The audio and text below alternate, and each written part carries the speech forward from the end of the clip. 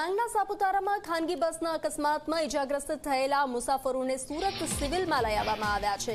24 મુસાફરોને સુરત સિવિલ હોસ્પિટલમાં સારવાર માટે ખસેડવામાં આવ્યા છે, જ્યારે બાકીના 21 મુસાફરોની ડાંગ હોસ્પિટલમાં સારવાર ચાલી રહી છે। અકસ્માતમાં 5 લોકોના મોત નિપજ્યા હતા અને 45 લોકો ઇજાગ્રસ્ત થયા હતા।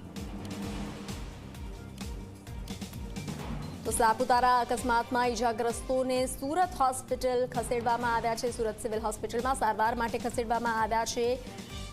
5ના મૃત્યુ નિપજ્યા હતા, જ્યારે 24 મુસાફરોને સિવિલ હોસ્પિટલમાં ખસેડવામાં આવ્યા છે।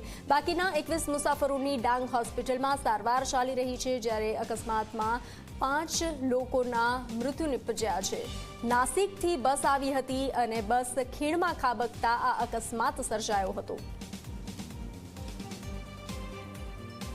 વધુ વિગતો સાથે સંવાદદાતા પ્રશાંત જોડાઈ ચૂક્યા છે। પ્રશાંત, ડાંગના સાપુતારામાં જે અકસ્માત થયો હતો તેમાં ઘાયલ લોકોને સુરતમાં ખસેડવામાં આવ્યા છે સિવિલ હોસ્પિટલમાં। શું છે તેમની સ્થિતિ?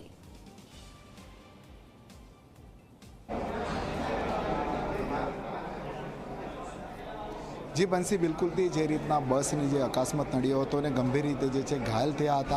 आ तमाम लोकोने जे छे होस्पिटल खाते खसेडवामां आव्या छे ने खास करीने नवी सिविल होस्पिटल खाते पण जे छे अन्य जे दर्दीओ छे तेમને અહીં લાવવામાં આવ્યા છે।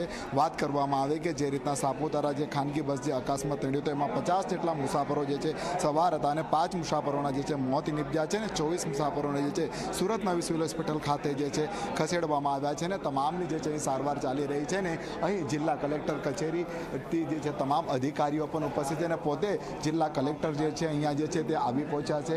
ખાસ કરીને અનુપમસિંહ ગેહલોત જે કમિશનર જે છે તેમની પણ જે છે અહીં મોજૂદગી જોવા મળી રહી છે અને મેયર તમામ જે ઘટનાનું જે છે તેઓ જે છે અહીં નિરીક્ષણ કરી રહ્યા છે અને થોડી ક્ષણોમાં જે છે અહીં જે છે હર્ષ સંઘવી જે રાજ્ય ગૃહમંત્રી જે છે તે પણ જે છે અહીં ઉપસ્થિત રહેના છે। જે રીતના ઘટના બની છે, ઘટના બનવાની સાથે જે છે ત્યાંના સ્થાનિક લોકો પણ જે છે મદદમાં જોડાઈ ગયા હતા અને જે ડાંગની હોસ્પિટલ ખાતે પણ જે છે સારવાર માટે લઈ જવામાં આવ્યા હતા। અને હાલ જે છે પોતે જે પોલીસ કમિશનર અનુપમસિંહ ગેહલોત જેને જિલ્લા કલેક્ટર આ તમામ લોકો જે છે અહીંયા મોજૂદ છે અને ડૉક્ટરની ટીમ જે છે અહીં જે છે કામે લાગી છે। સુપ્રિન્ટેન્ડન્ટ આરએમઓ તમામ તબીબો દ્વારા જે છે અહીં જે છે દર્દીઓની જે છે અહીં સારવાર જે છે અહીં કરવામાં આવી રહી છે।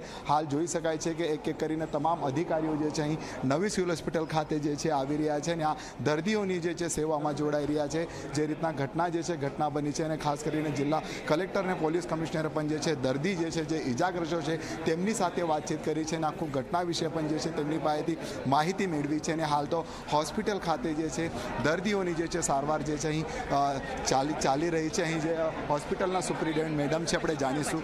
મેડમ, પ્રાથમિક જણાવજો કેટલા દર્દીઓ લાવ્યા છે, કઈ રીતના સારવાર? અત્યાર સુધીમાં 16 પેશન્ટ એડમિટ થયા છે અને ઇન્ફોર્મેશન પ્રમાણે બીજા 8 હજુ ઓન ધ વે છે।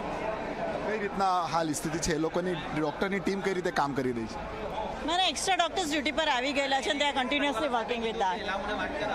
પછી વાત કરીએ આપણે પેશન્ટ। બિલકુલ, હું કેમેરામેનને દ્રશ્ય બતાવવા માંગીશ કે ફરી જેટલા 6 જેટલા દર્દીઓને જે છે હાલ સાપુતારા ખાતે જે અહીં લાવવામાં લાવ્યા છે અને જોઈ શકાય છે પરિવાર અને તબીબ જે છે ને પોલીસ પણ જે છે અહીં જે દર્દીઓની સેવામાં જોડાઈ ગઈ છે। હાલ જોઈ શકાય છે કે એક સાથે લગભગ 1 2 3 જેટલી એમ્બ્યુલન્સ છે અને આ એમ્બ્યુલન્સ મારફતે જે છે આ દર્દીઓને જે છે હોસ્પિટલમાં લાવે છે। જોઈ શકાય છે કે ગંભીર રીતે જે છે અહીં જે છે ઘાયલ છે આ તમામ લોકો જે છે બસ મારફતે જે છે સાપુતારા તરફ જઈ રહ્યા છે અને આ બસને જે અકસ્માત નડ્યો હતો અને અકસ્માતમાં ગંભીર રીતે જે છે ઇજાઓ પહોંચી હતી અને આ તમામ લોકોને જે છે એક એક કરીને જે છે નવી સિવિલ હોસ્પિટલ ખાતે જે છે અહીં જે છે લાવવામાં જે છે અહીં આવી રહ્યા છે। હાલ જોઈ શકાય છે કે દ્રશ્યમાં જે છે અનેક આવા દર્દીઓ છે જે ગંભીર રીતે જે છે ઘાયલ છે અને તેમને સારવારની સખ્ત જરૂર હોય જાય છે। વધુ સારવાર માટે જે છે નવી સિવિલ હોસ્પિટલ ખાતે જે છે સાપુતારા ખાતેથી જે છે અહીં જે છે તેઓને જે છે લાવવામાં આવી રહ્યા છે અને તબીબો દ્વારા જે છે એક બાદ એક જે છે દર્દીઓની જે છે સેવામાં જે છે જોડાઈ ગયા છે અને હાલ